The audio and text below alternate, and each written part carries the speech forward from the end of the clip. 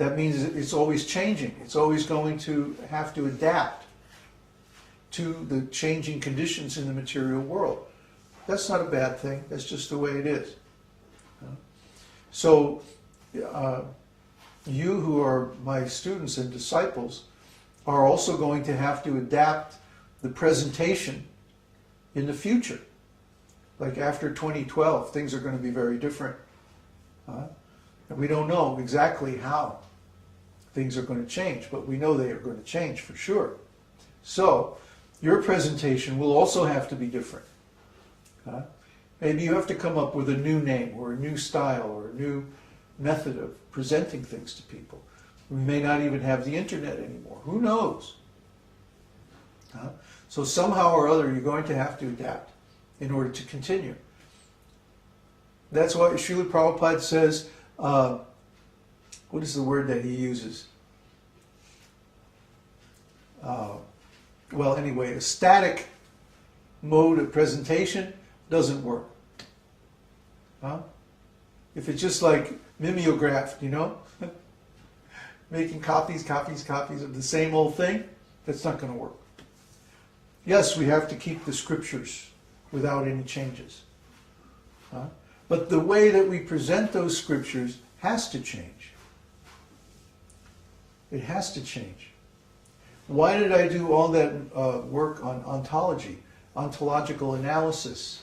And, when I wrote my Vedanta commentary, I included a whole section on quantum physics and stuff like this. To build a bridge to the portion of Western science and philosophy that has some equivalence to the understandings that we receive through the Vedas.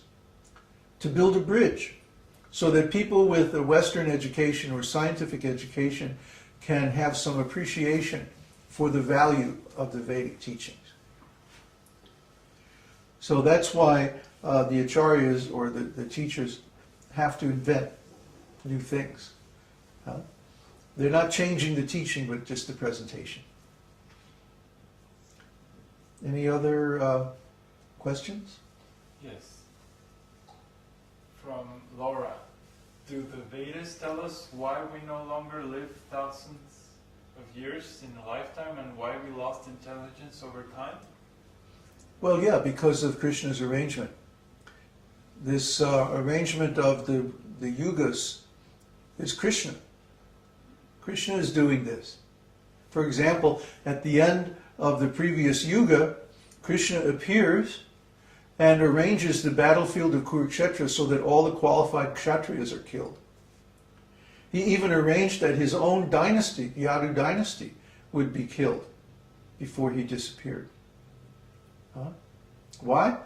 Because he is the Yuga avatar, and he's setting things up for the next Yuga, the change of Yugas. The Kali Yuga is considered to have begun at the time of disappearance of Lord Krishna from this world. So this Yuga will go on for 432,000 years, and at the end, Kalki will come, kill everybody, and start things all over again with Satya Yuga. So that's what Krishna does. Why? To push people toward the Vedas. If this material world is so nice and everything is wonderful and there's no problems, there would be no incentive to try to get out of it. We would be able to maintain the illusion that we can enjoy without Krishna. We can enjoy Krishna's energy without serving Krishna. And this is offensive. Just like if I have, let's say I have a piece of land or property, and then people come onto my land and they start stealing things and cutting down trees and taking the animals or, doing whatever. That's offensive to me. That's my land. Those are my trees. It's my animals, my property. You can't come on there and do whatever you want to do or enjoy it without my permission. Similarly, everything in this world belongs to Krishna. So you can't come into this world and start enjoying That's offensive to Krishna. If you want to serve, that's all right. But the disease in material consciousness is that we don't want to serve. We want to be the enjoyer, the owner, the controller. This is rascal. This is the material disease. So, Krishna makes arrangement that there are periodic disasters. Pralaya means devastation. Especially at the sandhya, or the border, between the different yugas and between the different sub-parts of the yugas. Like, for example, right now, what's happening, what we're in the middle of actually, is the pralaya, the devastation at the sandhya, the boundary between the Kali chakra of the Kali Yuga and the Satya chakra of the Kali Yuga. The Kali chakra is the first 5,000 years of the Kali Yuga. Just like the planetary periods in Jyotish, like when you go into the major planetary period of Jupiter, let's say, then the first minor planetary period is also Jupiter. So you have the major period of Jupiter and the minor period of Jupiter. And then the next minor period is Mercury. Or what comes after Jupiter? Saturn. Saturn, and then Mercury, and then Ketu, and then so on. So similarly, when the Yuga starts, the first sub-period within the Yuga is the same quality as the Yuga itself. So the first 5,000 years of the Kali Yuga was the Kali chakra. And therefore it was very, very bad. Very negative. But now we're going into the Satya chakra of the Kali Yuga, which means for the next 20,000 years, because Satya Yuga is 4 times the length of Kali Yuga. Satya Yuga is also called Krita. Krita means 4. So you have Kali means 1, Dvapara means 2, Treta means 3, and Krita means 4 times 1 Yuga, which is 432,000 years. Okay, similarly, the chakras within the Yuga have the same time relationship. So the Kali chakra is 5,000 years, then the Krita or Satya chakra is going to be 4 times that, or 20,000 years.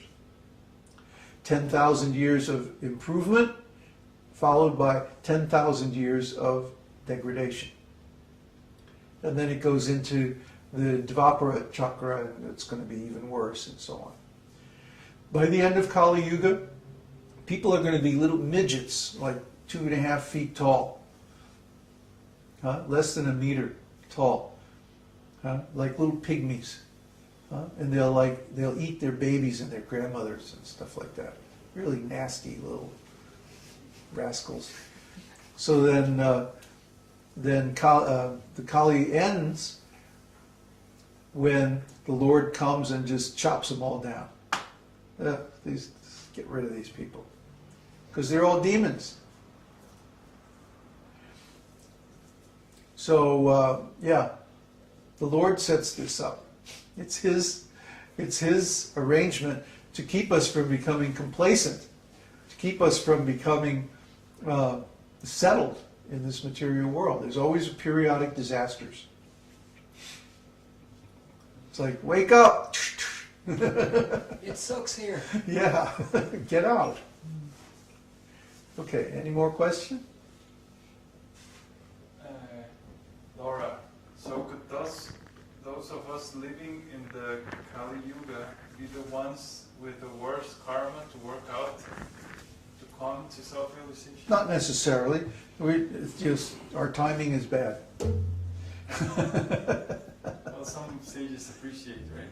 What's that? Some sages appreciate that I be born in Kali Yuga because it's very easy to... That's another point Uddhava is making, that there's some shlokas appreciating the Kali Yuga, because in Kali Yuga it's very easy to attain self-realization just by chanting the holy name. Actually, this chanting process works in any yuga. But in other yugas we have a better situation, better conditions. And so these other processes are also valid. And it makes things a little more confusing. Here in Kali Yuga, at least we have the advantage that nothing works except chanting the holy name. One more question. One more question, that's it. Varun. So in Satya Yuga there is Kali Yuga, and how does that affect the people in Satya Yuga? Are they removed of Satguna?